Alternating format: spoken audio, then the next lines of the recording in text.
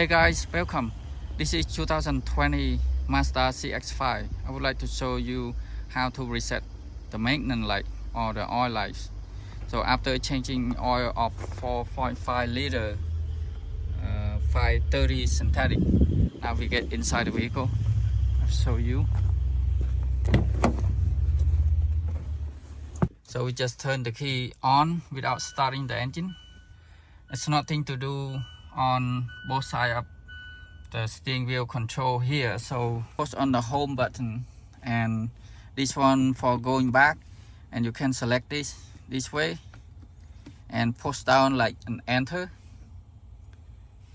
So let's say it's something like that right now, and we're going on push on home, and that will show up.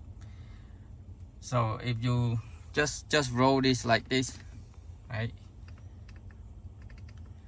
there, and you go on the application and push down to select the application, and you can see that option coming up, and you turn it the dial to vehicle status monitor, and this one will come up, and you roll it down to maintenance and select maintenance.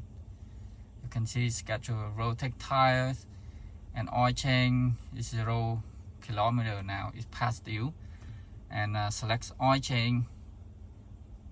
Yeah, and we're going down to push down, and here we just bring it to reset 8,000 kilometers with synthetic oil. Okay, now going back, push this one, and I'm going to tire rotation. Tire rotation is off, but just put down setting distance 8,000 kilometers as well. Just did a tire rotation. Okay, yeah, so that's it. Thank you guys so much for watching. If you find this helpful, please like and subscribe to my channel. See you guys in the next video. Have a great day. Thanks again for watching.